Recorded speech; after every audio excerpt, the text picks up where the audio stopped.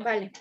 Pues bienvenidos, bienvenidas a todos, todas, que hoy estamos aquí una vez más en una reunión lunera, porque se hacen los lunes, y hoy tenemos la suerte de que Ruth Cobo nos va a deleitar con esta ponencia sobre la depresión emocional.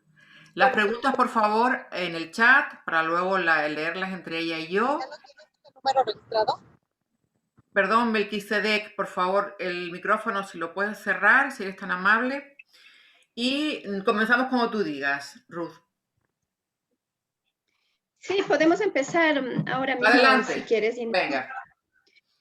Quiero saber cuánto tiempo tengo. De exposición, 1 hora. Hasta las 9 mías, que son las 10 de ustedes. Y luego estaremos como una media horita, si te parece bien, para las preguntas. Ya, perfecto. ¿De Bueno, acuerdo? quiero empezar dándole gracias, Inés, por tu invitación y Nada. muchísimas gracias a todas y todos quienes están al otro lado de la pantalla. Bueno, para mí es un reto prácticamente porque yo he visto algunos videos que Inés ha tenido la bondad de compartirme y veo que todos son personas que han transitado en la Cábala desde hace rato en el tiempo y qué suerte, pero yo empiezo, ¿no? Estoy en una maestría con Mario Sabán, somos compañeras con Inés y siempre he tenido ganas de estudiar esto, pero acá donde yo vivo es como súper recóndito, no encuentro un solo libro de Cábala, no encuentro libros en hebreo, peor, yo tampoco sé hebreo, pero bueno, es esa búsqueda la que yo siento como algo hermoso que nos hermana y que nos aúna el alma que tenemos y la pasión que se va instaurando en nosotros, a lo mejor, como se dice, estamos recordando porque el alma ya sabe todo lo que tiene que ver con lo sagrado, con lo divino y la búsqueda del creador a través de la Kabbalah. Entonces, gracias Inés nuevamente por este espacio. Lo que yo quiero compartirles tiene que ver con mi trabajo casi a diario, que son los problemas emocionales que la gente padece y que prácticamente son los mismos problemas en el mundo entero. Eh, la depresión emocional. Y casi siempre la depresión emocional nosotros vemos en consulta que se da porque la gente se salta de vivir el tiempo presente. Casi siempre la significación de los esfuerzos y de los acontecimientos que tienen que ver con las depresiones o con las disfunciones funcionales en cuanto tienen que ver con eh, las emociones, tienen que ver o con el pasado o con el futuro. Pero la gente que está en problemada se olvida de vivir el presente. Entonces, de ahí que esta frase la escogí, dice el presente recibe toda su significación de los esfuerzos que realizamos a favor de nosotros mismos. Hacer el esfuerzo por vivir en el tiempo presente ya nos está quitando mucha carga o del futuro o del pasado.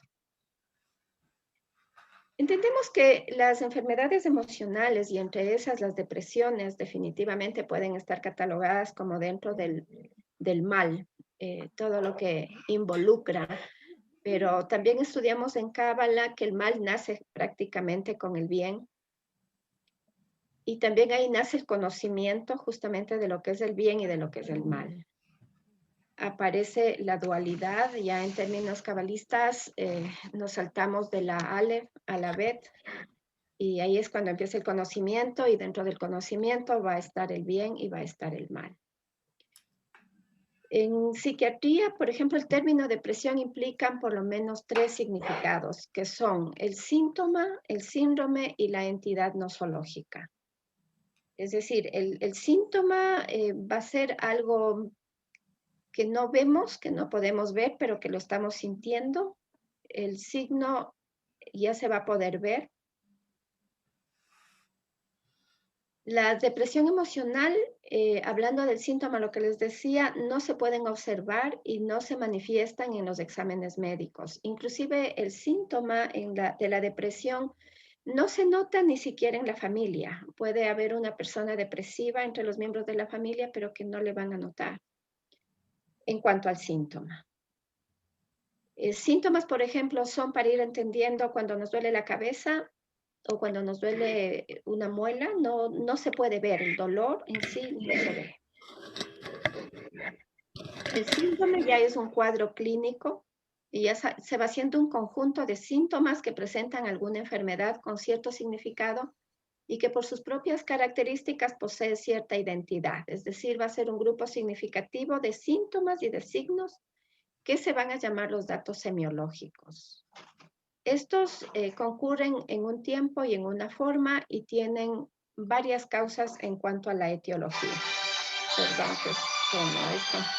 Por favor, los micrófonos. Es mi celu. Ah, el tuyo. Por favor, tu Le micrófono. pongo silencio. Perdón, perdón.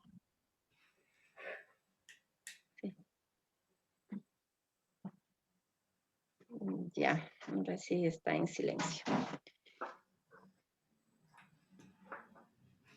Entonces la depresión aparece ya más allá del signo y más allá del síntoma y va a ser lo que se va a llamar una entidad nosológica, es decir, ya viene a constituirse en un objetivo de estudio, en algo que viene a explicar y a diferenciar, a clasificar la amplia variedad de enfermedades, de procesos patológicos que se dan en lo que se llama la psiquis y que van a ir desde ansiedades hasta las depresiones, las reacciones emocionales difusas. Entonces, una reacción emocional causada por sentimientos, por ejemplo, ya cuando hay un motivo de tristeza permanente, sentimientos de soledad, de rechazo, las personas se sienten rechazadas, se sienten fracasadas, se sienten desesperanzadas, o se van combinando estos síntomas entre sí y va a dar un solo cuerpo cuando la persona prácticamente ha perdido el rumbo de su vida y no sabe por dónde anclar. Y les hago esta presentación del problema de la enfermedad porque después vamos a ver cómo a través de estudiar las sefirot en el árbol de la vida, vamos a ver cómo eh, se van dando las patologías que se van manifestando ya en el cuerpo físico o en el cuerpo emocional. Entonces, ¿cuándo se considera una enfermedad mental? Cuando ya se haya una desproporción entre lo que la persona está viviendo y entre las circunstancias. Cuando persiste este malestar después de un tiempo prolongado, por lo menos después de 3 meses, y cuando la persona ha perdido esas ganas y esa voluntad de hacer esfuerzo para salir de ese estado, para superar las circunstancias que lo están generando. La depresión emocional es un proceso patológico realmente muy complejo. Esto se estudia en las psiquiatrías desde uno de los clásicos, ¿no? Henry A., por ejemplo, y otros autores, en donde ya las depresiones biológicas tienen que ver con un bloqueo fisiológico y puede haber una sobreexcitación en el sistema nervioso simpático, mientras que en el sistema nervioso parasimpático va a haber una inhibición. Es decir, este gráfico va a mostrar cómo ciertas circunstancias que rigen el sistema nervioso simpático, que se llama, van a estar de una manera aceleradas y las que están regidas por el parasimpático se van a ir inhibiendo. Depresión significa opresión, encogimiento, abatimiento. Es decir, perder las ganas de lo que quiera que tengan que hacer, perder ese sentido de alegría, perder esa manifestación de la vida en el reto que es para todos hacer cualquier situación. Existen muchas formas de depresiones. Entre las depresiones emocionales se ven, por ejemplo, lo que es la depresión agitada. Esta es una forma severa en donde hay angustia intensa, inquietud fuerte, llanto abundante, ideas de indignidad, de culpa, aparecen ya pensamientos inclusive de suicidio. Y cuando la gente está viviendo estas circunstancias, en realidad no sabe cómo salir de esto. La angustia, por ejemplo, es algo que ya se manifiesta más allá del síntoma, ya puede aparecer como un signo, pero la gente no sabe por qué tiene angustia, no tiene causas reales para estas inquietudes pero su conducta va a cambiar muchísimo en cuanto a lo que quiere decir una conducta normal. Las reacciones depresivas son fases de excitación. Bueno, también se va ya a situaciones más fuertes como lo es lo maníaco depresivo, sentimientos de infravaloración, de futilidad, y casi siempre como la persona se infravalora demasiado, no siente el para qué permanecer con vida. Su capacidad motora está muy disminuida, su lenguaje y su pensamiento también. Entre las formas de depresión también tenemos lo que se llama la inhibición o un frenaje, es un enlentecimiento de los procesos psíquicos. La ideación se reduce al campo de la conciencia, es decir, es una conciencia demasiado estrecha.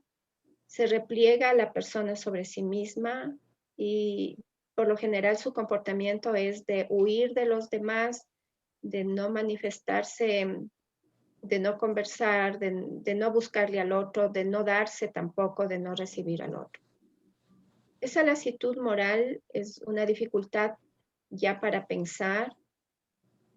La gente que está muy deprimida evoca trastornos en su memoria, tiene fatiga psíquica, tiene lo que se llama la astenia física, es decir, como una quietud, un enlentecimiento de la capacidad de actividad motriz, un malestar somático en general, variando las perturbaciones neurovegetativas, es decir, fases en que va a aumentar el sueño, fases en que va a aumentar el hambre o va a disminuir el hambre. Es decir, la persona rompe con sus rutinas y sus disciplinas. El dolor moral en la gente tiene que ver con vivencias que a lo mejor no las entiende en el día a día, no, con el otro, hay una autodepreciación y casi siempre también hay una autoacusación, se están acusando por cosas que han pasado y que realmente no tienen por qué sentir culpa. Hay hostilidad también hacia sí mismo y muchas veces agresividad, tanto para sí mismo como para afuera. Esto es lo que en psicoanálisis se llamaría la pérdida del objeto amoroso, es decir, tiene que ver con el niño que pierde el amor de la madre cuando nació el segundo hermano, por ejemplo, o tiene que ver con el amor de la madre cuando la madre le da más atención al esposo que al hijo, entonces la pérdida del objeto amoroso que quedó grabada en la psiquis y que después se puede manifestar con agresividad que se vuelve contra sí mismo y que se vuelve en contra de los demás. Estas son actitudes de aniquilación del yo, es decir, un yo que se va volviendo muy débil, un yo que se pone algo así como que se va borrando del mapa y esto va a generar agresividad, pero esta agresividad viene cargada con sentimientos de angustia extrema dentro de su psiquis, o sea, dentro de su mismo yo.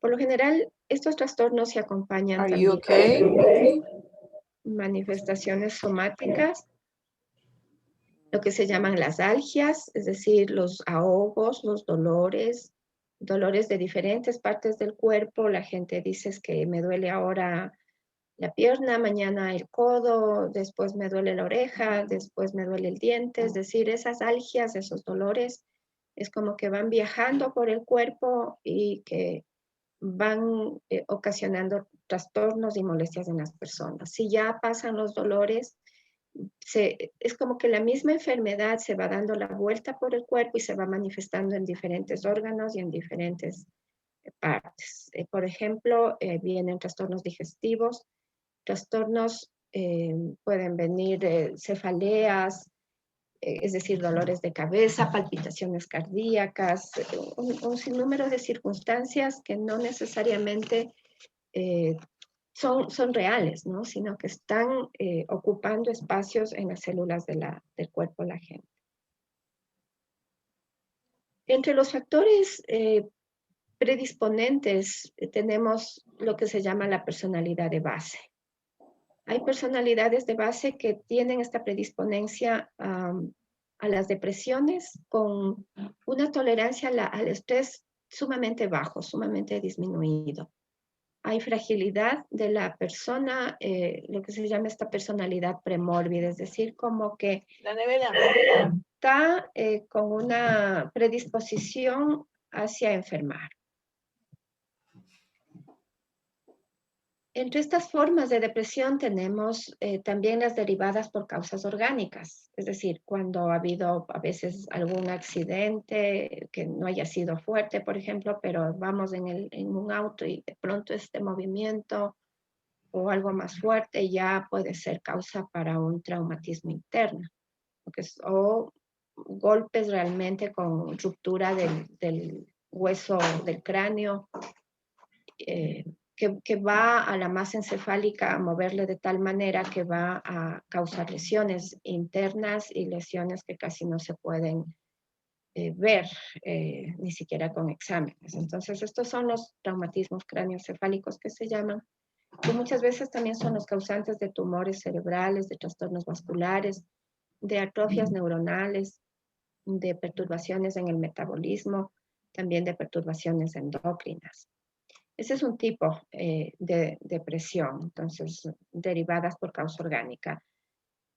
Luego hay depresiones como, por ejemplo, lo que se llaman las depresiones postparto, que se dan después del puerperio, en donde la madre que pudo haber estado todos sus 9 meses esperando con mucha alegría y con muchas ganas, digamos así, de tenerle a su hijo en sus brazos y acariciarle, hay algo que nadie puede explicarse, que la misma persona no se puede explicar, y por qué la madre no le soporta al niño que acaba de nacer, no le puede recibir, no es capaz de abrazarle y peor darle de lactar. Entonces son situaciones así tan difíciles, tan casi inexplicables, que aparecen en la vida de la gente y que sufren. Prácticamente es una depresión en donde la madre está mal y obviamente el niño y la familia.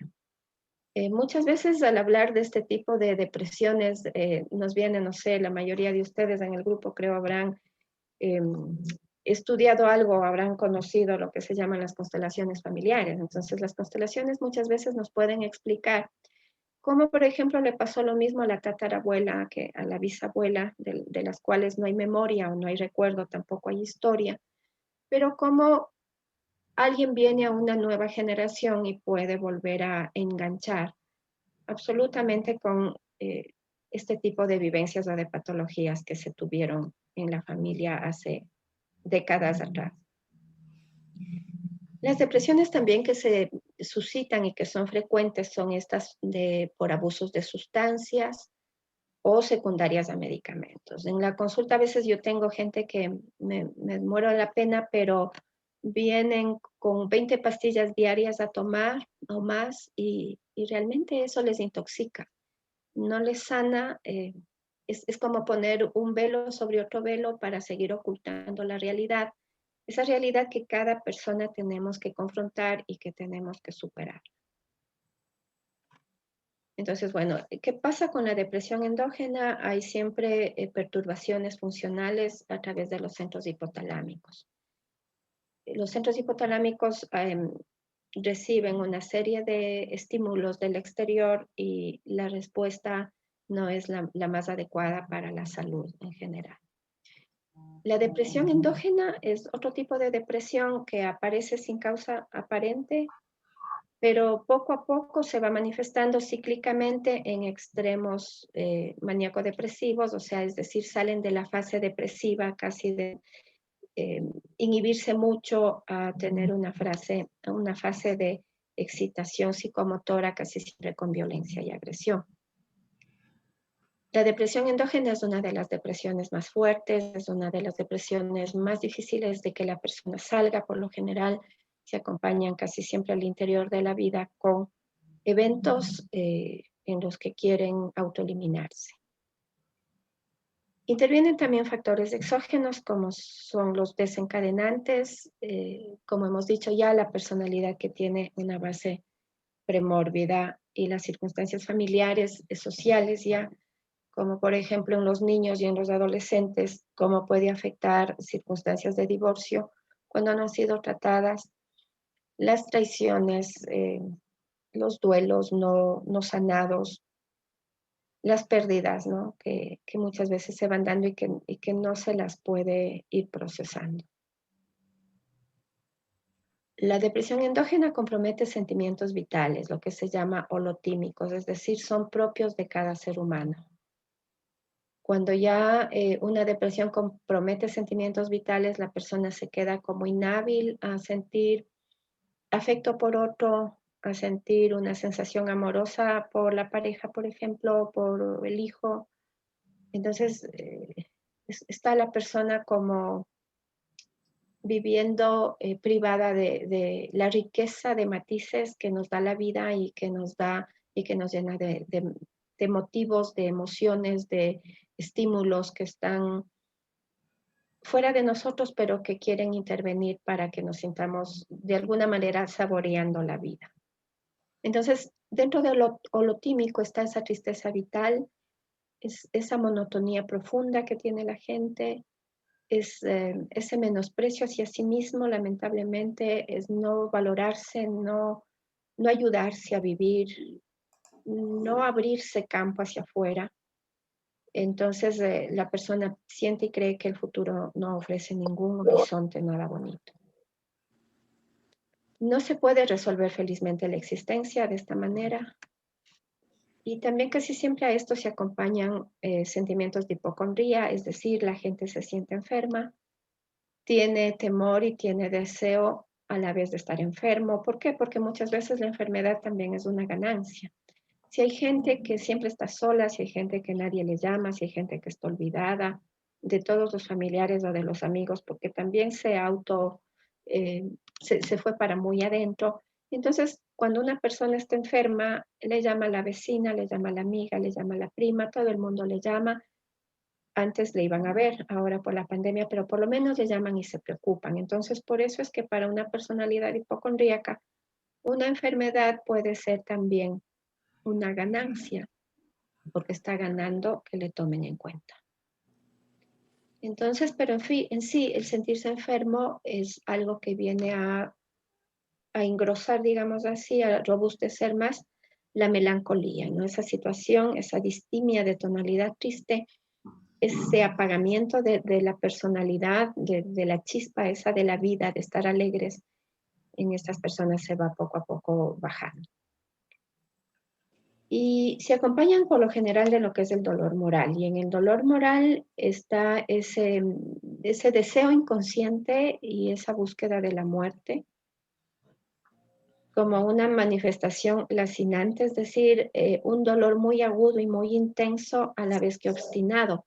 Este dolor no suele ser físico, por lo general este dolor suele ser un dolor emocional, pero al decir lacinante quiere decir que está realmente la persona sumida en una nostalgia tan grande, en una pérdida total de eso de que para qué vivo, para qué estoy aquí, qué hago, para qué será mi vida.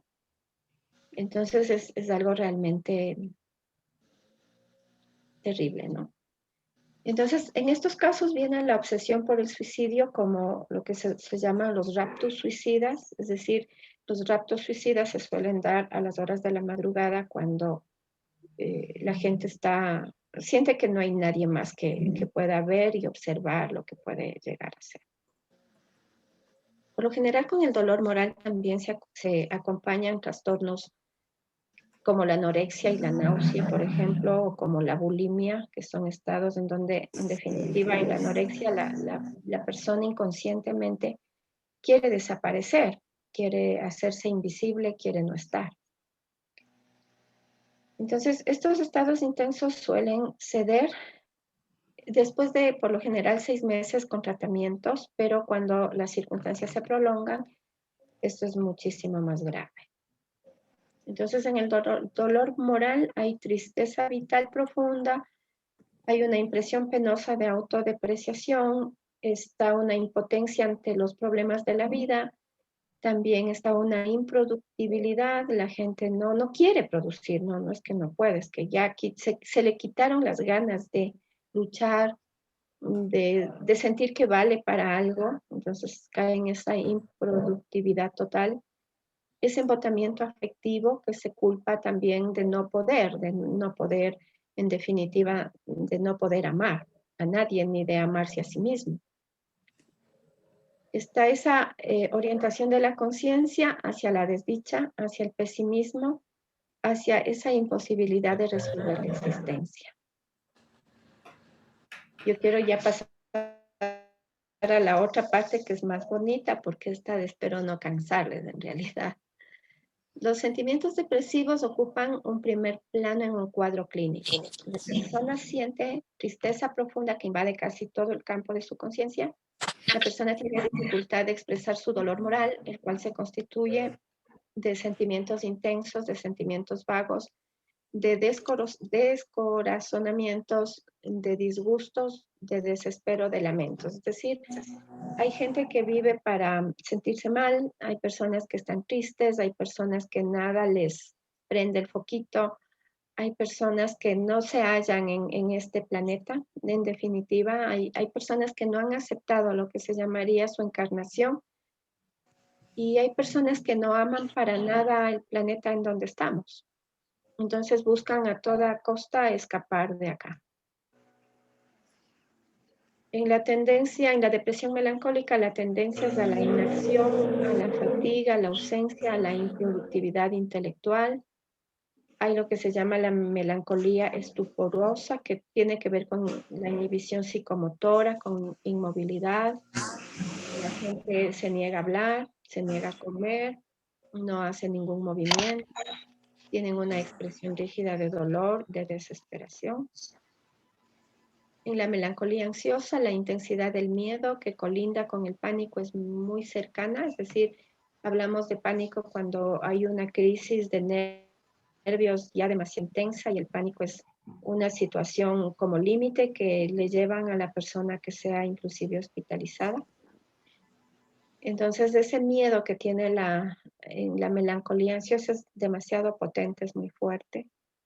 La persona puede llegar a golpearse, a autodañarse, se lamenta, solloza, gime, suplica y tiene tormentos que le impulsan a buscar realmente como único refugio la muerte.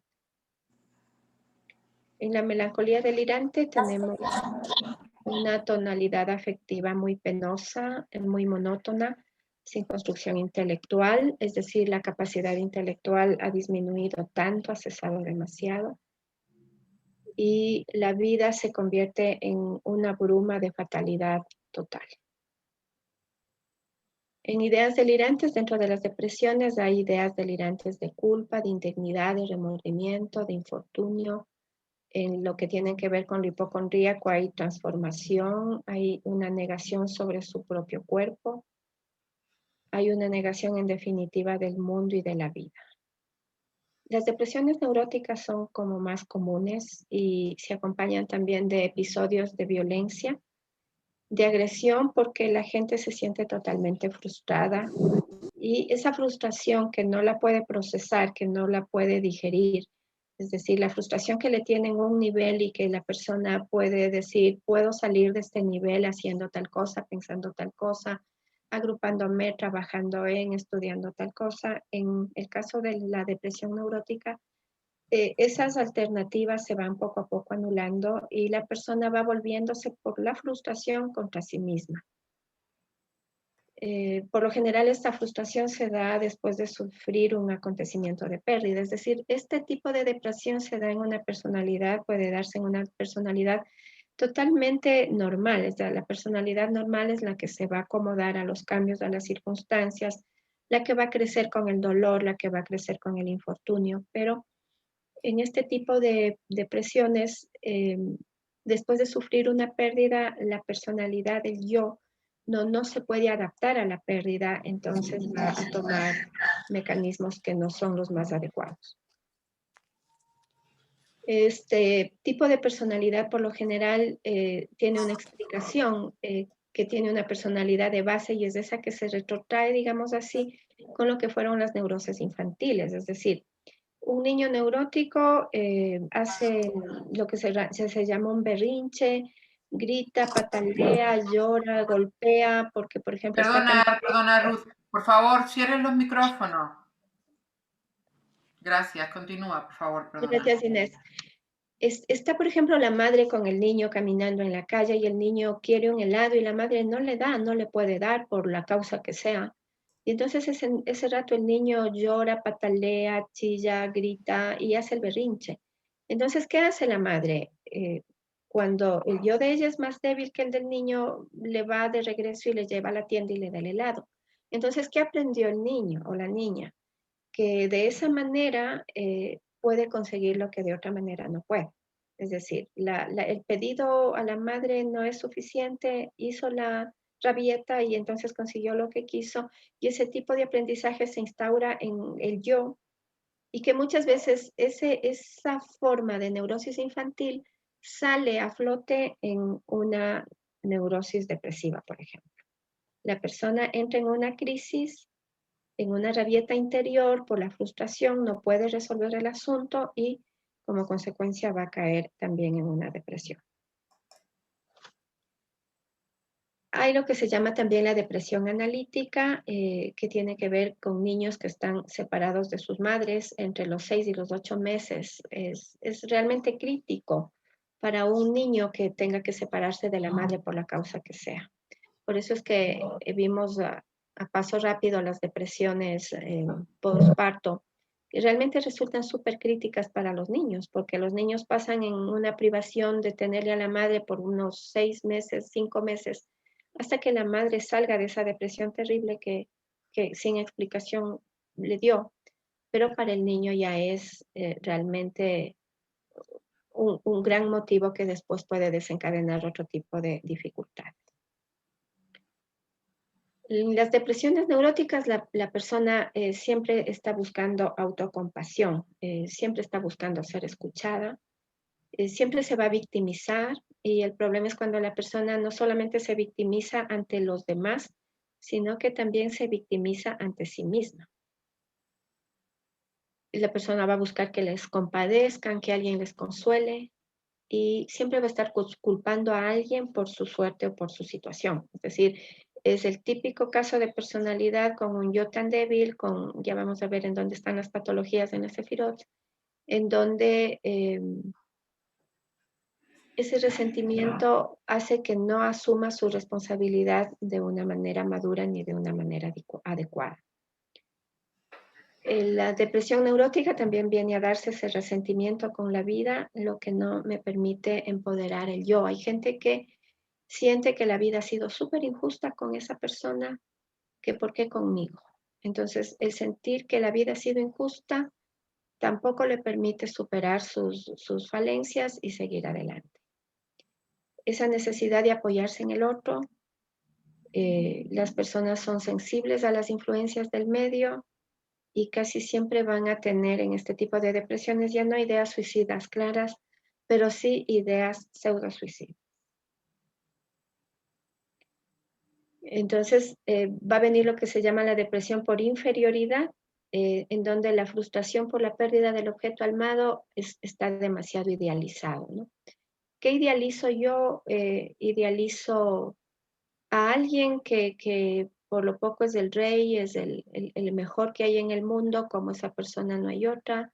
Y cuando esa persona se va, se sufre la pérdida de esa persona idealizada, el yo cae en una total situación de desamparo total. También hay lo que se da la depresión por surmenage o por agotamiento mental, cuando se está sometido a un conflicto permanente o a un trabajo realmente muy estresante, muy demandante, o a situaciones familiares que ya son demasiado agobiantes, muy repetitivas por mucho tiempo, a sobrecargas de responsabilidad que sobrepasan los límites. En realidad se ve, por ejemplo, en políticos, en empresarios, en gente que lleva una demanda muy grande sobre sí misma. El fondo depresivo permanente puede causar agravaciones periódicas que han planteado el problema de las relaciones, cómo se van dando las relaciones personales. La comprobación de rasgos neuróticos de la personalidad plantea el problema de su relación con las depresiones neuróticas o las depresiones reactivas. Cuando una persona es diagnosticada o va a ser diagnosticada, se suele hacer lo que se llama el examen de funciones psíquicas, en donde la presencia de la persona deprimida este examen va a obedecer cierto rigor a cómo vaya a ser evaluada. Entonces, en el momento del examen se suelen descubrir una serie de afecciones que de otra manera no se hubiesen podido descubrir. Hay muchas afecciones que están disimuladas por muchas partes de nuestro propio yo. El sistema de medicina que niegue la existencia del espíritu será necesariamente incompleta. Esto lo decía el doctor Richard Herbert en un libro que él tiene que se llama La dimensión del alma. Y será incompleto, ¿por qué? Porque excluye la cualidad más fundamental de la existencia humana. Y esa cualidad fundamental es del alma. Es decir, hasta aquí todo lo que les he dicho obedece a cómo se estudian las depresiones en las universidades, cómo se están contemplando los trastornos emocionales y afectivos, hasta cierto punto de una manera que viene a ser un tanto de casuística, matemática o fría, cuando realmente sabemos que el comportamiento de una persona obedece a un sinnúmero de factores y entre los que vamos a estudiar ahora a continuación son los factores que tienen que ver con la existencia misma o con lo que aquí Richard Herbert denomina el alma. Entonces, la depresión y la cábala, bueno, le acompaño un poco con las flores de Bach en otro curso, tiene que ver con el camino, con entender que el camino a la salud es un camino hacia nosotros mismos. ¿Cuál es el camino de la cábala? Es un camino que nos lleva hacia nosotros mismos. ¿Cuál es el camino del alma? ¿Cuál es el camino del espíritu? Es un camino que nos va a llevar hacia nosotros mismos. Entonces, una vez que estemos dentro de nosotros mismos, va a ser muchísimo más fácil que nos demos cuenta de cómo estamos caminando. Entonces, vamos a decirnos cuál es el camino de la conciencia. A medida de que vamos agrandando nuestra conciencia, estamos yéndonos hacia nuestro propio centro, hacia nosotros mismos. El camino de la cábala busca encontrar realmente la conciencia. El camino de la cábala va a ayudar nos va a ayudar a que nosotros encontremos nuestro porqué, nuestro para qué de la existencia. Y poco a poco nos va a ir vamos a ir tomando conciencia de que vivimos dentro de una fragmentación. La vida se ha ido convirtiendo en un teatro. El mundo está dividido en teorías, está dividido en palabras. La palabra teatro viene, o la palabra teoría viene también del griego, que significa teatro. El teatro significa ver o hacer un espectáculo. De esta forma el sentido de la vida se ha cambiado desde la raíz. Así como estamos viviendo en nuestros actuales días, casi todos vivimos el fraccionamiento tal como lo estaríamos viviendo en un teatro, y esa es la teoría. Si regresamos un poco los minutos hacia atrás, esa parte de la explicación de las formas de depresión, yo sé que son bien cansonas y gracias por esperar, pero realmente tiene que ver todo con la teoría. Ahora, lo importante es cómo vamos a resolvernos, cómo vamos a resolver en los demás este sentido de entender la vida fragmentada. La física cuántica nos dice que el hecho de mirar afecta ya lo que miramos. Es decir, cómo nos estamos mirando, cómo deberíamos mirarnos, cómo deberíamos mirar la situación que nos trae un conflicto, cómo lo estamos mirando, cómo deberíamos estarlo mirando, qué deberíamos estar aprendiendo de eso. Entonces, esa mirada definitivamente ya va a venir a perturbar la realidad. ¿Y qué es conocer la realidad si al mirarla la perturbo? O sea, ¿dónde está mi capacidad de acción? ¿Cómo entonces yo estoy mirando al otro? ¿Cómo me estoy mirando a mí misma? Y es justamente ahí el encanto que, por ejemplo, yo le voy encontrando cada día más a lo que estudio en Cábala, que es qué corrección debo observar. En mi mirada hacia mí misma, estoy mirándome de rutina, estoy mirándome como siempre, al otro le estoy mirando, una conversación se vuelve tan trivial, tan fragmentada, ¿o qué me estoy perdiendo? Ese matiz justamente es ese matiz el que me trae la cábala. Entonces sabemos que el mundo está así. ¿Por qué la gente vive una sensación tan generalizada de desamparo y de desesperanza individuales? Cada vez nos vamos rompiendo más, nos vamos sintiendo una parte y cada vez le vamos perdiendo de vista más al todo. ¿De dónde vengo? O sea, ¿para qué estoy? Entonces, la función del estudio de la cábala es realmente unirnos. Y me encanta, y un paréntesis, Inés, gracias por unirnos, gracias por lo que estás haciendo, y ojalá todas sigamos tu ejemplo. Pero es eso, esa es la función, es unirnos, es hacer que tomemos conciencia de esa fragmentación en la que vivimos, de esa fragmentación que llevamos, que debemos primero llegar a la unidad, y esa unidad, para poderla encontrar afuera, necesariamente primero queremos, ¿no? Porque el deber en esto no existe, sino es primero querer verla en nosotros mismos. Estamos fragmentados, esto genera confusión mental. Esto interfiere en la capacidad de tener clara la percepción sobre nosotros mismos y sobre nuestro entorno. Volviendo a cualquiera a cualquiera de los tipos de depresiones de los que hablé, dentro de la depresión la gente se siente súper fragmentada. Si una persona deprimida vive solamente con otra persona, que puede ser el hijo, la pareja, el hermano, o sea, si ya solo de dos hay esa fragmentación. Porque si solamente, por ejemplo, hubiera la unidad entre dos personas y no hubiese la fragmentación, no habría la tendencia depresiva tampoco, no hubiera ese sentimiento de soledad tan fuerte. Entonces, el sistema ha fragmentado tanto al ser humano que ahora somos individuos con compartimentos separados y en conflicto. Esta separatividad traspasa los límites normales de esta fragmentación. Y en esto las ciencias de la salud, como la ciencia de la salud mental, la psicología, que en sí no es el estudio de la mente, como veremos más adelante y como repite nuestro profesor, por ejemplo, es el estudio de la psiquis, y la psiquis es el alma, y el alma en nuestros actuales tiempos está totalmente olvidada. Entonces, cuando en las ciencias de la salud vamos a querer entender a una persona que está pasando por un problema emocional, enseguida lo primero que se va a hacer es etiquetarles. Entonces, tal persona es paranoide, o la otra es esquizoide, o esta persona es psicótica, y hay una serie de patologías que primerito van a venir a rotular a una persona que busca una asistencia emocional en un hospital público. Es cosa que a mí me parece realmente horrenda, ¿no?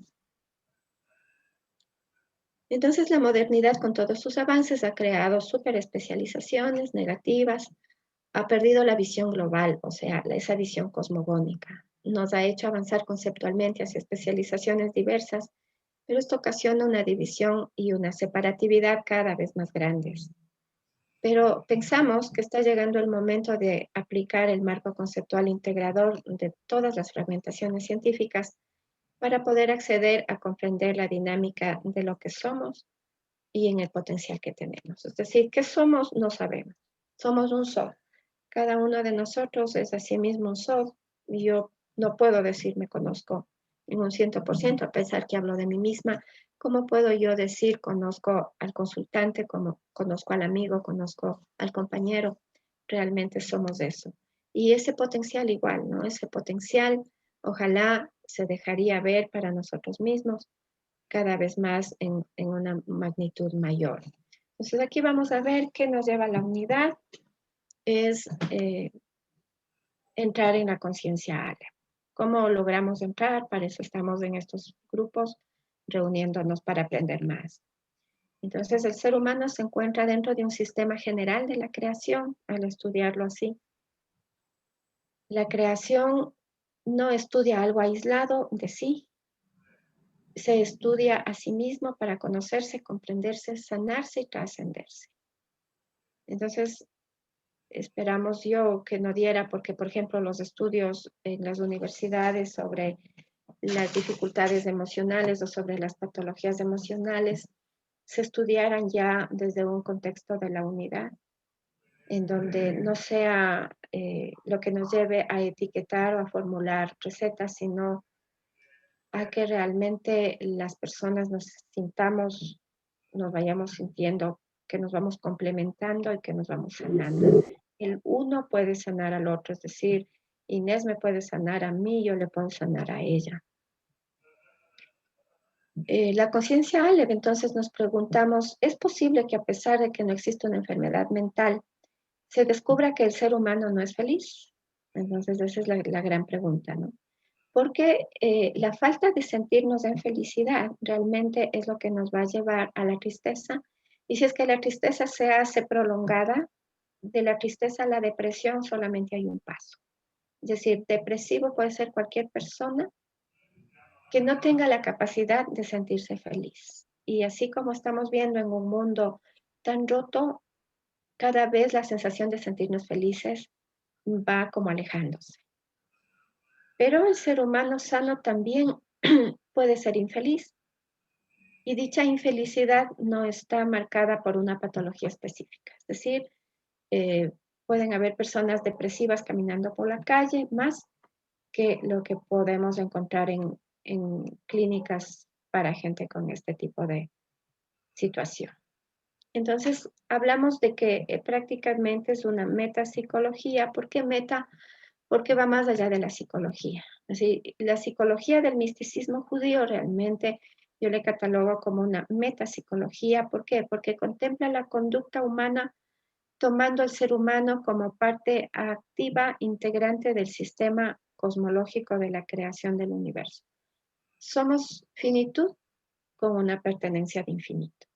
Entonces, estudiando la psicología del misticismo judío, vamos a empezar a entendernos como un fractal del universo con una dimensionalidad que en las cátedras comunes de psicología o de psicopatología jamás las vamos a encontrar. Por eso es metapsicología. Entonces, tenemos que empezar a comparar dentro del misticismo que tenemos esa pertenencia al infinito del cual somos su fractal.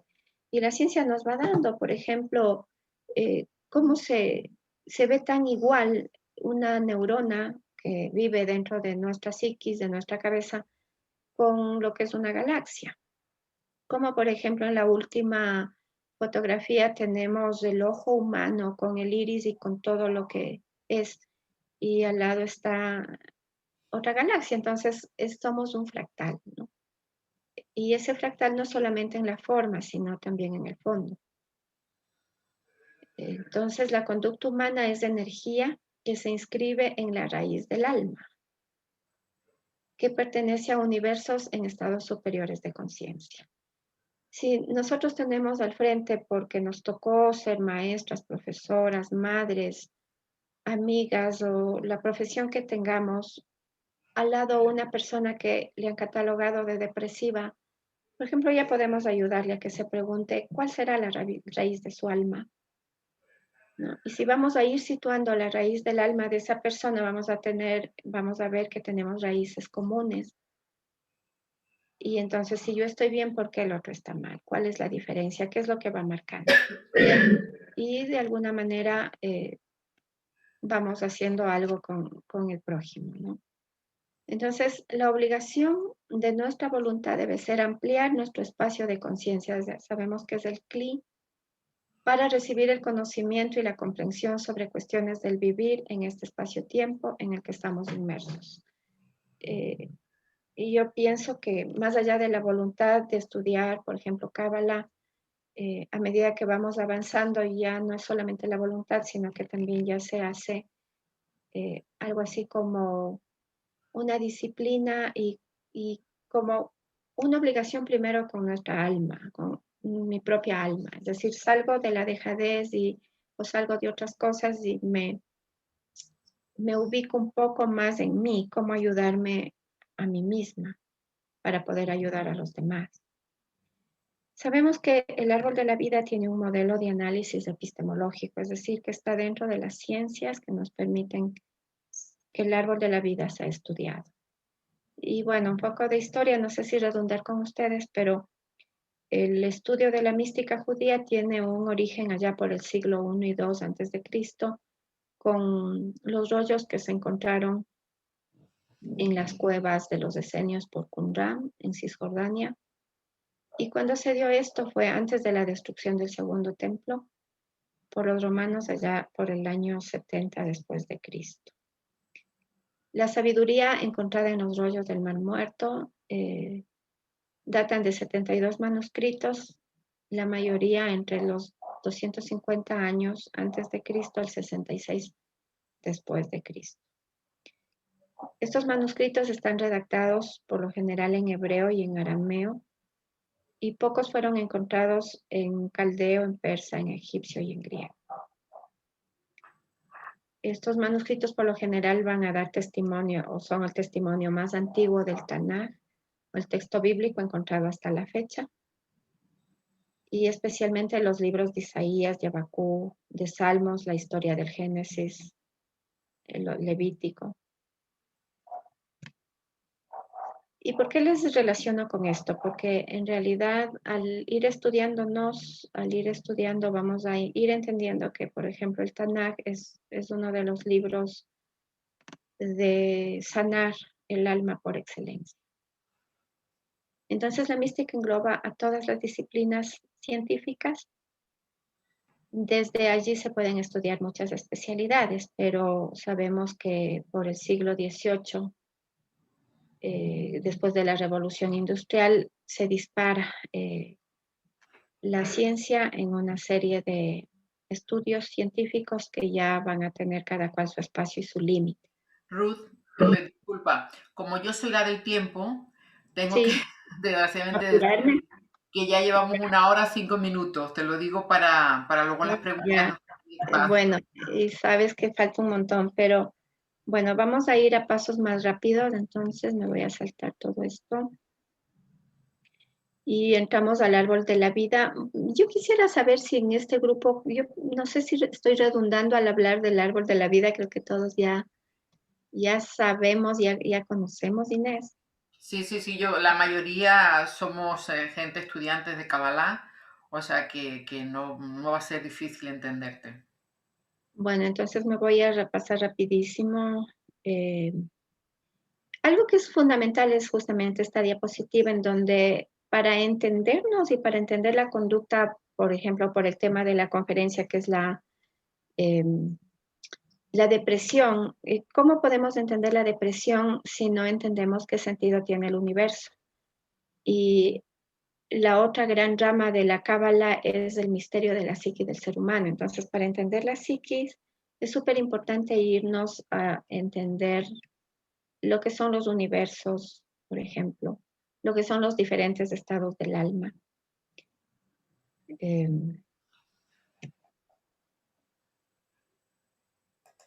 es súper importante entender nuestra conducta tanto en el plano individual como en el plano general de la creación. Y recalco en esto porque en donde se hacen estudios académicos sobre estos temas, obviamente estos temas de el misticismo no se están tomando en cuenta, y yo pienso que ese es un gran espacio en donde nosotros podemos no solamente encontrar el porqué de la patología, sino lo más importante es el sanar. ¿Por qué? Porque nos vamos a encontrar a nosotros con una parte más amplia de nosotros mismos. Y a lo mejor debí haber empezado ya desde aquí.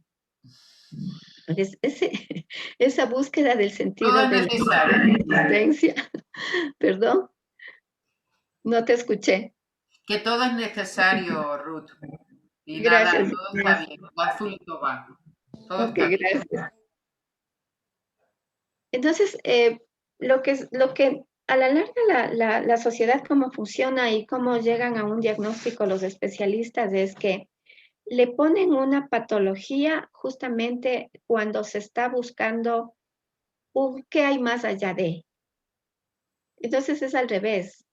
La búsqueda de el alma no debe ser considerada una patología, pero así como está el mundo, buscar las cosas que tienen que ver con el alma, con la raíz del alma, con lo cosmogónico, cómo interviene en mi psiquis una sefirot, realmente está considerado ya casi una patología. Entonces, lamentablemente es así, no debería ser así. La raíz del alma, encontrar el sentido de la vida tiene que ver con encontrar la raíz del alma. O sea, con esa felicidad interior, con esa autopercepción que tenemos que irla afinando, con elevar la autopercepción a través de las estrategias legadas a través de antiguos sabios del judaísmo, porque, por ejemplo, para mí una de las cosas más maravillosas de la Cábala es que como un estudioso, un hombre sabio del siglo II o del siglo I, sabía mucho más de lo que el doctor más preparado en el campo académico no ha llegado a saber. Y en materia psicológica, por ejemplo, es poquísimo lo que se ha avanzado desde ese tiempo hasta acá.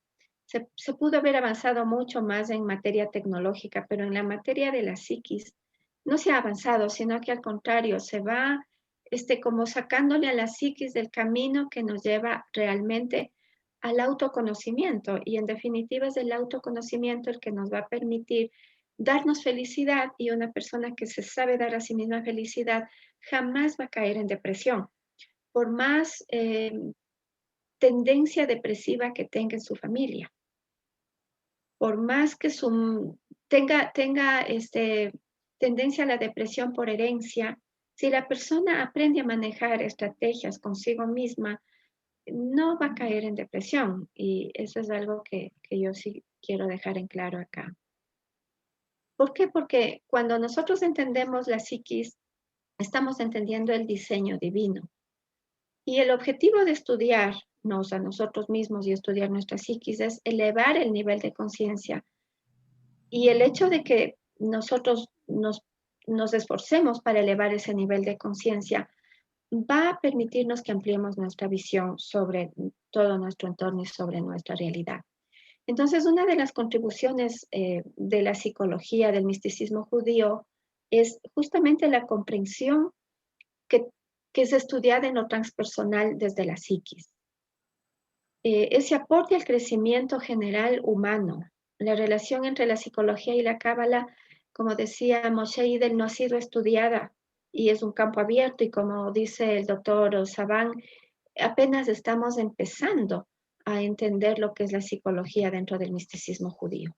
Y es algo tan útil, ¿por qué? Porque en realidad nos sirve, número uno, para resolver problemas psicológicos de difícil resolución, es decir, lo que la ciencia ya no puede o va a encajar a las personas a tomar muchos fármacos que tampoco son la solución. El árbol de la vida provee elementos simbólicos suficientes para tomar conciencia de nosotros mismos, de lo que nos está pasando y cómo ayudarnos y ayudar. El segundo punto, comprender el funcionamiento del sistema universal. El árbol de la vida opera en lo físico, en lo metafísico, en lo macro, en lo micro, en lo psicológico y en lo cosmogónico simultáneamente. El momento en que logremos entender esta simultaneidad, en realidad nos vamos a empezar a entender como que en realidad los seres que somos. Entonces, si somos seres simultáneos actuando aquí, como estamos actuando en el cosmos, va a desaparecer toda idea de enfermedad que tengamos sobre nosotros mismos, y eso de que la gente para qué quiere sentirse enferma, porque va a tener muchos para qué es más de estar existiendo. Entonces nos permite tener una comprensión elevada del yo. Esto no significa para nada una sobrevaloración, sino un yo adecuado, y no un yo reducido a la psique, sino un yo que abarque la psique y que la trascienda. Estas son palabras de Mario Saban y es muy importante decirlas cómo nos hace entender. La trascendencia es aquello que nos va a permitir salir de la situación encajonada en donde estemos. Y hablando de una persona que se le haya etiquetado de una depresión o de una neurosis, en realidad el hecho de entender que puede trascender, solamente en ese comprender ya está todo el aspecto terapéutico. Porque el alma no se reduce a ningún nivel intelectual, sino que el alma es algo que nos supera y nos sobrepasa dimensionalmente. Entonces, la psicología del misticismo judío busca el sentido real de la existencia, el encuentro y la comprensión con el infinito, lo que va a producir automáticamente este aumento permanente de nuestros niveles de conciencia a través de la comprensión del árbol de la vida, que en definitiva es la comprensión que nosotros vamos a tener de nuestra propia alma. No sé, Inés, si sigo o si vienen preguntas y Pues, yo puedo de alguna manera más bien así. ¿te parece bien? Podemos empezar ya con las preguntas que seguramente que iremos resolviendo más cosas, ¿te parece? Sí, me parece. Bueno, también me piden aquí que sigas. Vamos a contestar las preguntas y si queda algún huequito, pues sigues por la psicología del misticismo judío. ¿Te parece, Ruth? Sí, me parece, porque sabes que qué pena, yo no he llegado a la mitad todavía y O bueno, pues ¿sabes cómo lo vamos a solucionar? Haciendo otra. bueno, pero ya cuando tú digas, gracias. Ujú, Em, claro que sí. no sé qué preguntas hay entonces. Mira, te voy diciendo yo. Celia nos dice a todos, salir de una depresión no es fácil y los médicos tan solo se limitan a medicar y a tontar a las personas. Pienso que la verdadera cura de la depresión debe venir desde lo espiritual. Quiero saber cómo se puede curar la depresión desde la Kabbalah. Sí, una de las formas para llegar a eso es prácticamente entender, comprender, asumir, asimilar e introyectar dentro de nosotros o nosotros dentro del árbol de la vida.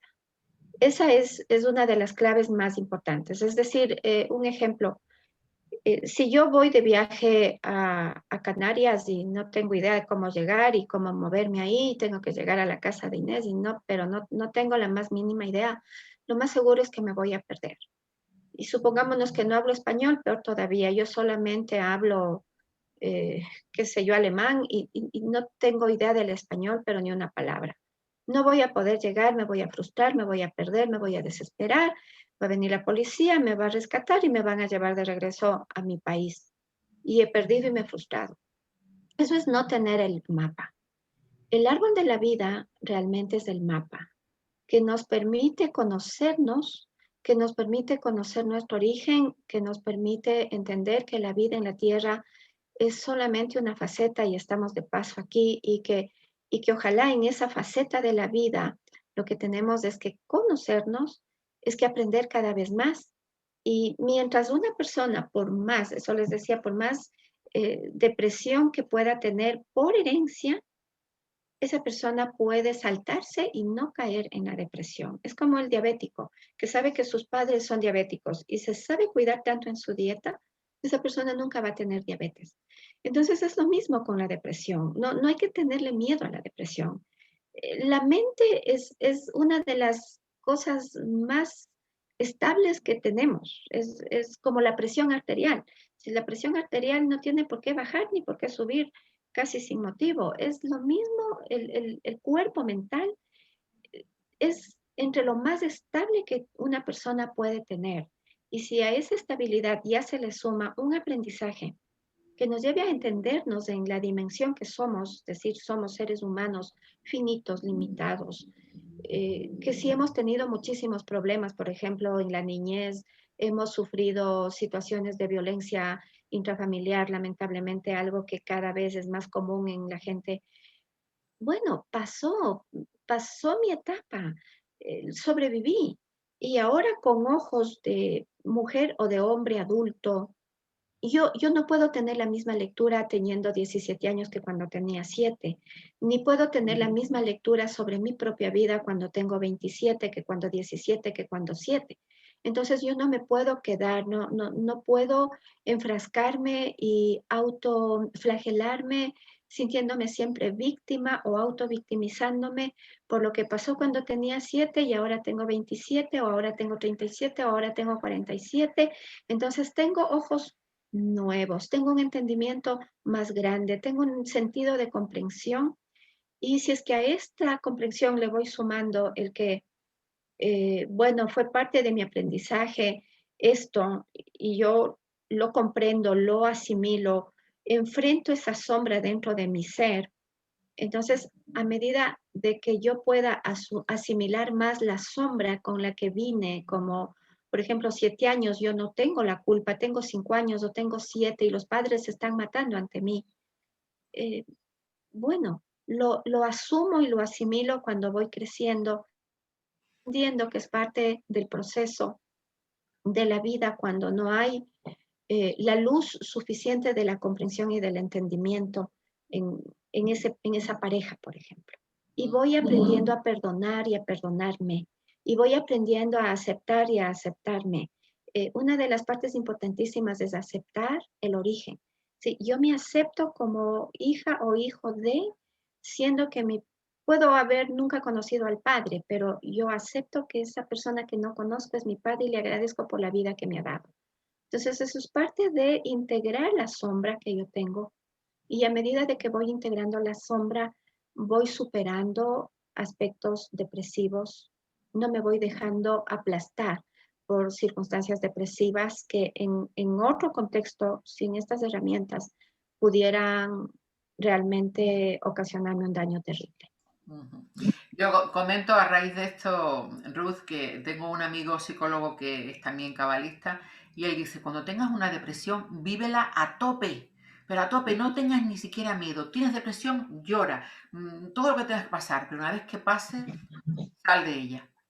Nos Ajá. dice Minerva, acabo de conocer que un familiar de un amigo muy querido se ha suicidado por depresión y su viuda no sabía ni que estaba yendo al psiquiatra. Su muerte la comenta como un ataque al corazón, ya que es una persona muy joven.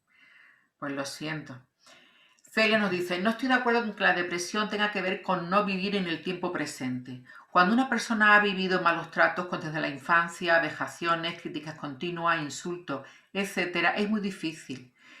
Cuando vive en un ambiente hostil del que no puede salir, ¿qué se hace para mantener un estado positivo?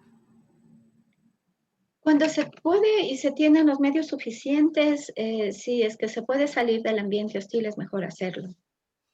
Pero si no se puede por diferentes circunstancias, hay que aprender a cambiar la percepción de lo que estamos viviendo.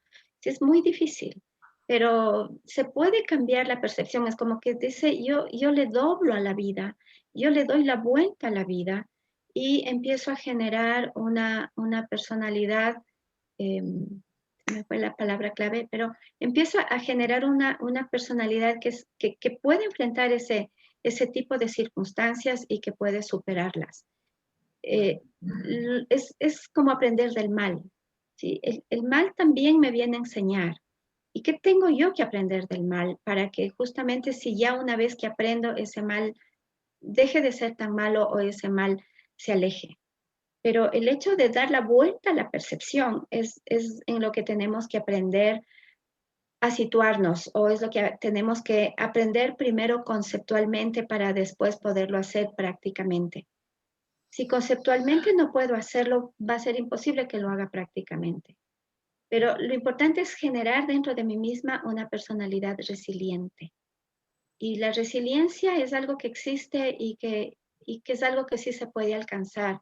Hay mucha gente que del fango más terrible ha salido adelante. Hay gente que teniéndolo todo se ha hundido. Entonces es esa capacidad de dar la vuelta a la percepción que es lo que nos va a ayudar a que le demos vuelta también a la conducta.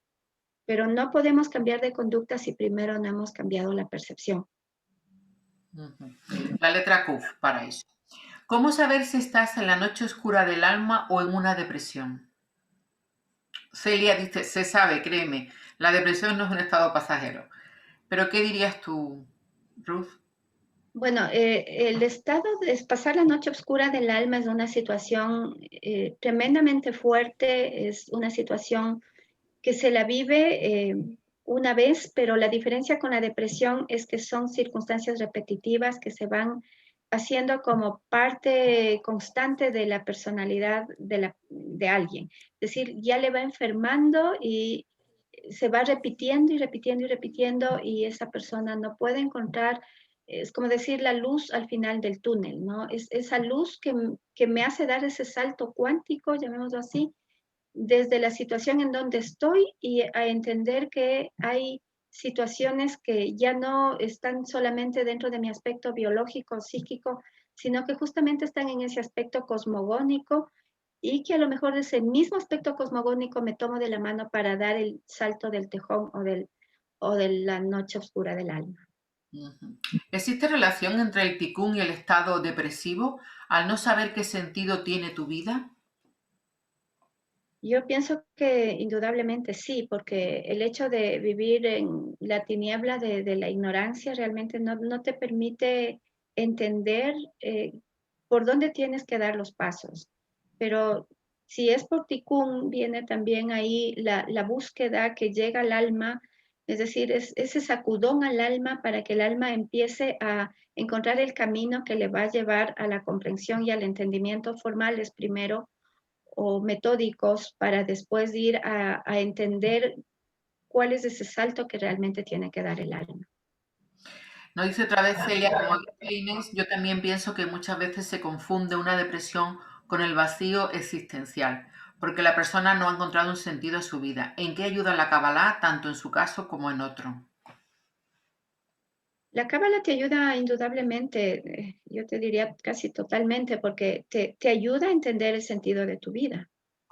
Eh, la diferencia entre tratar, por ejemplo, a una persona con depresión por el síntoma o por el fármaco o por el ambiente familiar, le está alejando del sentido de la vida. Es decir, son situaciones más que se van a presentar foráneas al yo. Eh, el sentido de la vida es algo que está inherente al alma, que está inherente al yo y que la gente cuando empieza a encontrar el sentido de su vida va a empezar a sentir placer por lo que está haciendo. Esa alegría que no te da nada ni nadie, pero que le empiezas a tomar, a respirar, a sentir que es parte tuya, porque sientes que estás haciendo aquello para lo que has venido.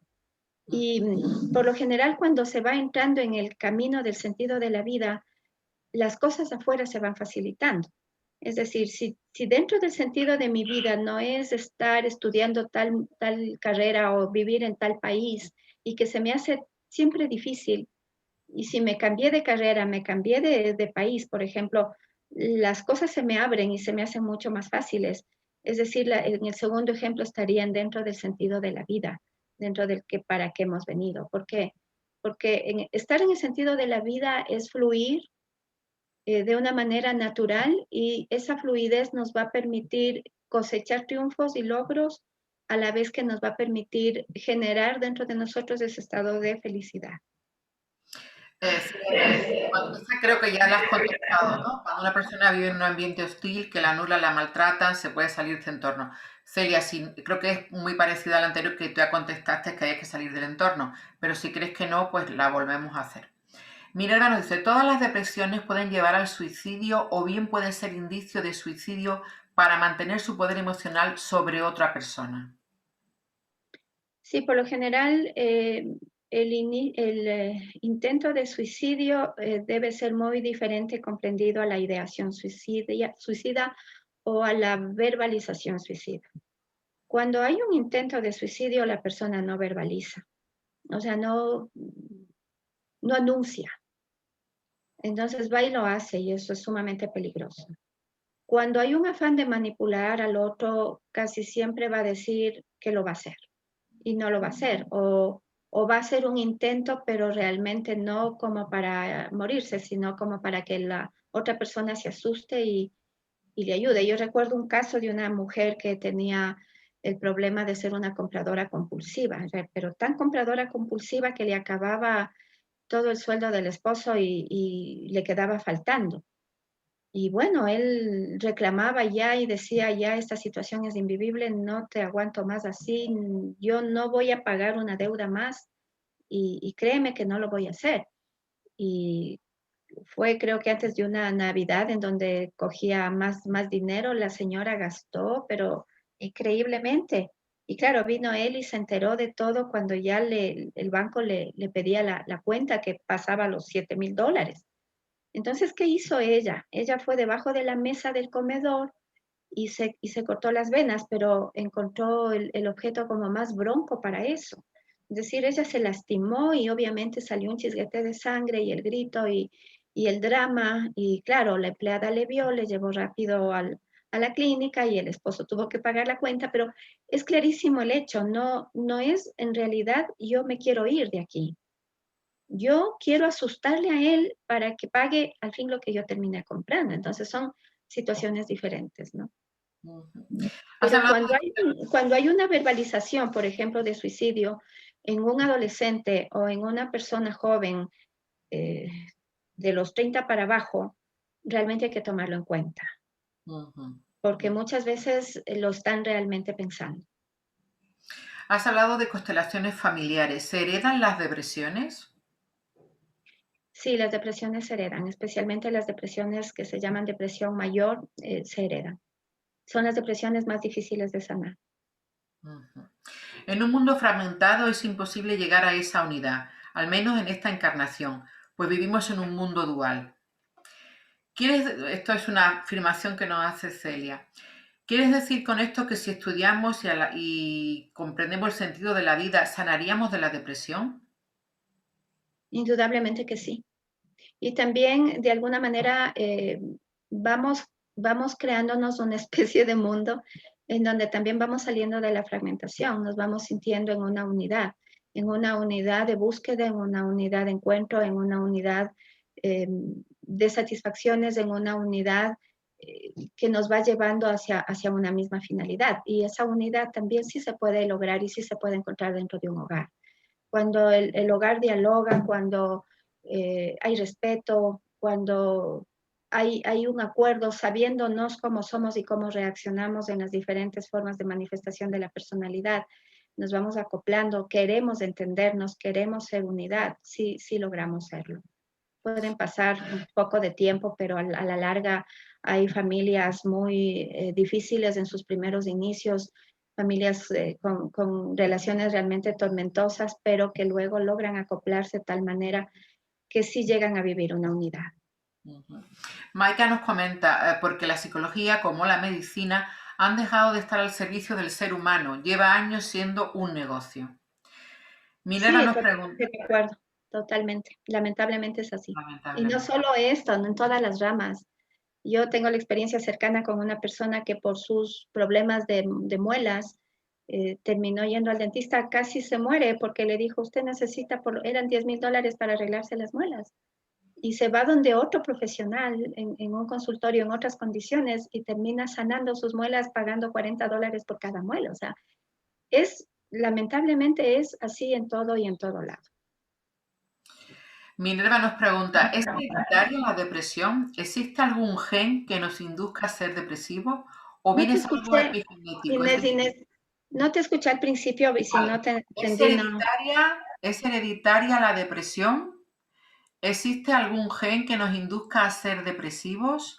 ¿O bien es algo epigenético, es decir, causado por circunstancias externas que se repiten en la familia, costumbres, trabajos, vicios, etcétera?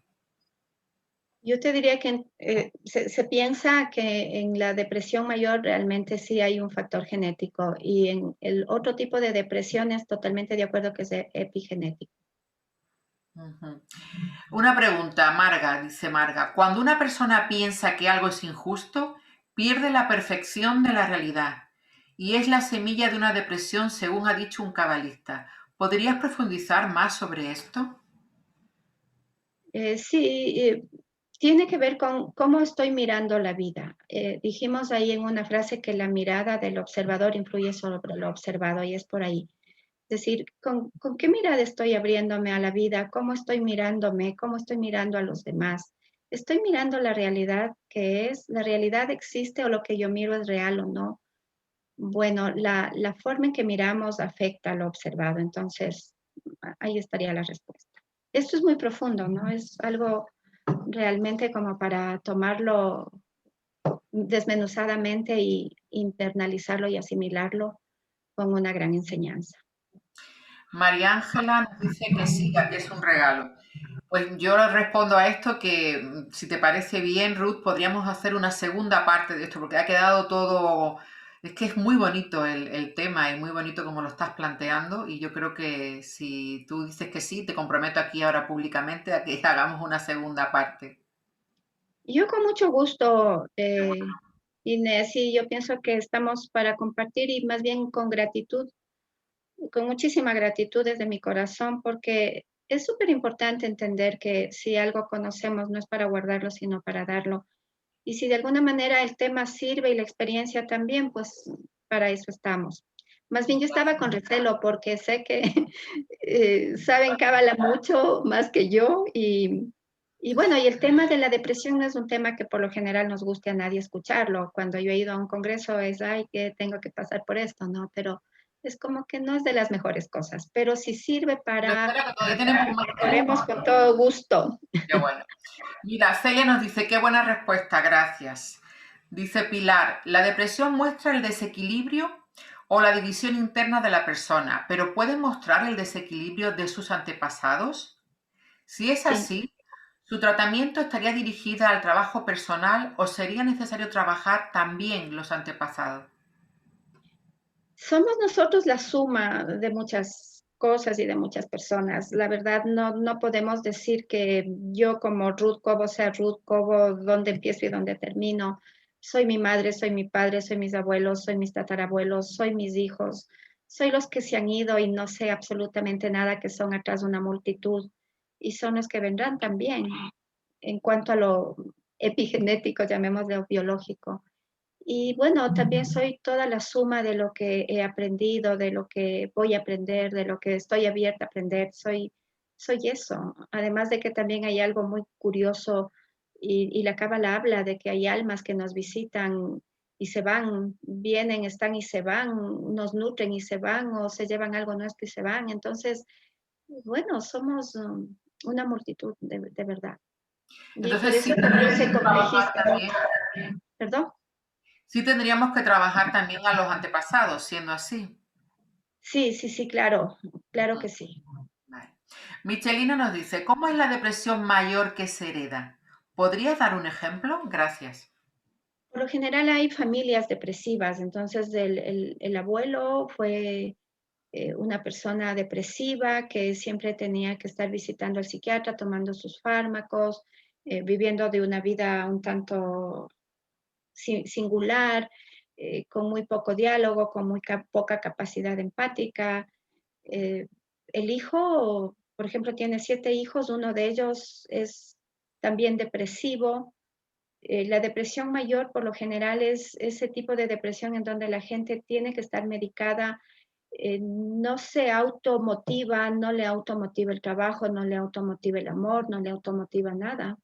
Es muy difícil. Entonces hay momentos en que, como quien dice, descorro la cortina tan espesa y puedo ver que afuera hay luz. Y bueno, son esos pocos momentos que el depresivo los vive en intensidad y le agradan, pero lamentablemente vuelve a correrse la cortina oscura y vuelve todo a opacarse.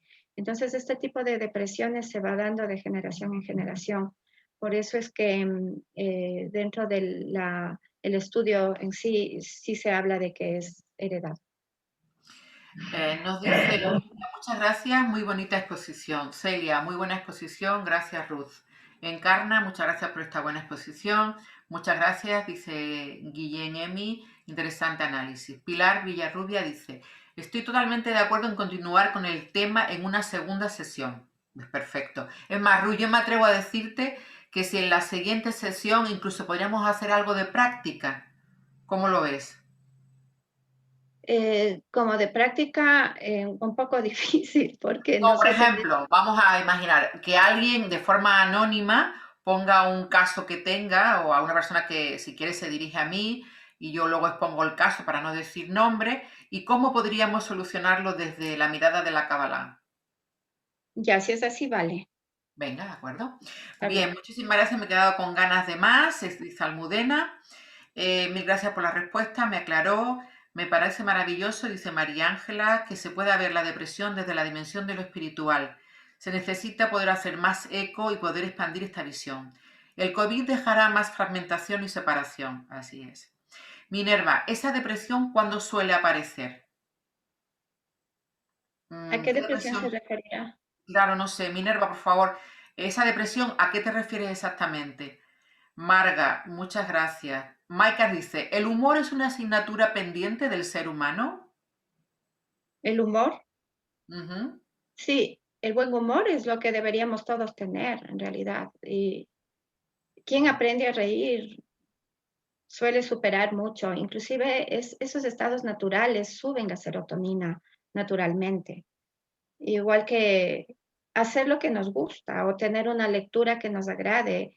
Y yo creo que a todas las que estamos y a todos, si es que hay varones que no sé, bueno, al que lee lo que le gusta, le agrada, está subiendo su serotonina. Por eso es que, por ejemplo, leer Cábala por lo general nos gusta, nos intriga, nos motiva, es como tener sed y volver a tener sed.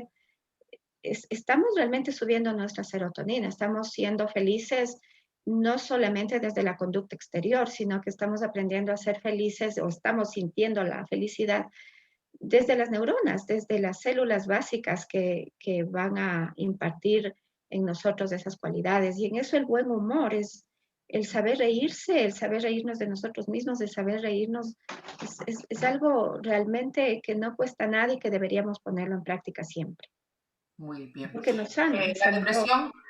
depresión, la que se refería a Minerva es a la depresión mayor. Sí, es la más difícil que hay, la depresión mayor. Es Mm, complicada, de eso podemos hablar un poco más en la próxima. perfecto, nos lo apuntamos para la próxima. Belén, gracias, Maika. ¿Y qué nos ayudaría a sanar la depresión? Estudia Cábala. Y no Perfecto. es que lo digo de gana, de verdad, lo digo en serio. ¿Por qué? Porque al estudiar Cábala nos situamos en nuestro contexto dentro de Malhut, nos situamos en el contexto espiritual, sabemos que tenemos una procedencia, sabemos que tenemos una raíz de alma, sabemos que la depresión es algo externo en la personalidad, digamos así, que corresponde a Yesod, a Tiferet, pero que somos más, es decir, podemos, si es que empezamos a vivir el árbol de la vida en nosotros y si es que empezamos a ese árbol de la vida a ponerlo en el equilibrio adecuado, no puede haber enfermedad. Inclusive no puede haber enfermedad física. Imaginémonos enfermedades emocionales, se van a ir, van a desaparecer.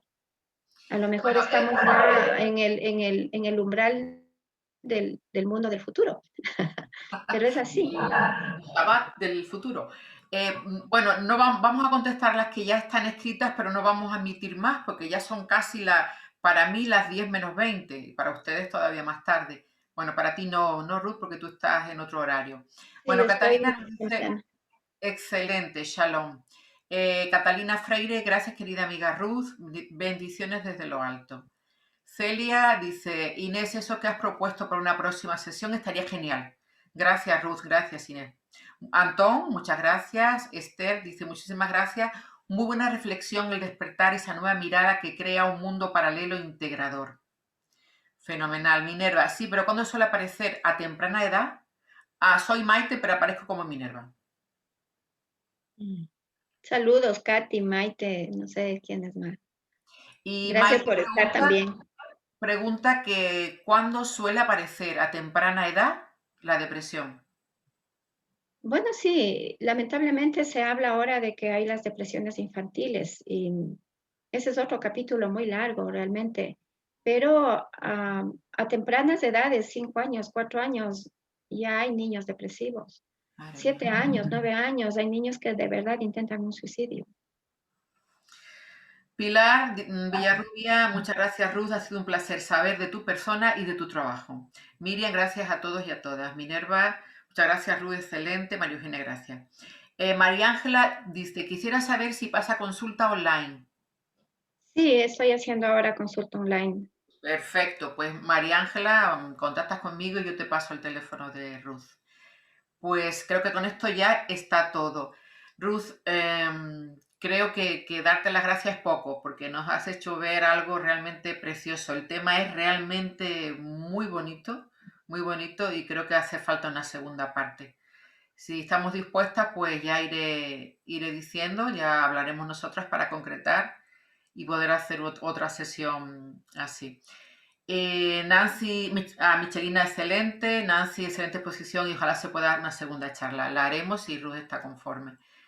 pues creo que con esto terminamos. Muchas gracias, de verdad, de todo corazón. Quien quiera recibir la grabación, pues que ponga en el chat su correo o su número de móvil y yo se la haré llegar. ¿Algo más que Déjame decirte que la más agradecida soy yo contigo, con cada una de las personas que están al otro lado de la pantalla. De verdad, muchísimas gracias por su tiempo y desde el fondo de mi corazón extiendo los brazos de él para abrazarlas a todas ustedes. Y qué bueno, Inés, que haces estas cosas porque fíjate que vivimos un momento de gran unidad. Aquí nadie se siente fraccionada. Y Qué yo bueno. creo que de eso se trata, ir sumando estos momentos en nuestra vida y estamos construyendo lo que realmente nos sanará absolutamente a todos. Así sea, Ruth. Amén. Muchas gracias. Muchas gracias. Voy cogiendo, terminamos la charla aquí, me quedo un poquito más para ir cogiendo los correos electrónicos y los números de móviles que me están poniendo en el chat para pasaros luego la grabación. ¿De acuerdo? Ruth, que recibas muchas bendiciones por esta generosidad. Gracias. Gracias a ti, Inés. Gracias a todas, a todos. Muchísimas gracias, Ruth. Hasta pronto. Un placer, de verdad. Gracias. Un abrazo grande a todas. Bye, gracias. Muchas gracias, Ruth. Gracias. Ha sido una bendición. Ya quisiera verles, Gracias, pero no Inés. sé cómo quito esto Muy bueno, para poder Ruth. verles. Me voy a ver si... No, ya será. No las miro. Bueno. Gracias. Gracias a ustedes, de verdad. Gracias por estar. Gracias, Inés. Gracias, Maite, que te estoy Gracias. viendo. Gracias.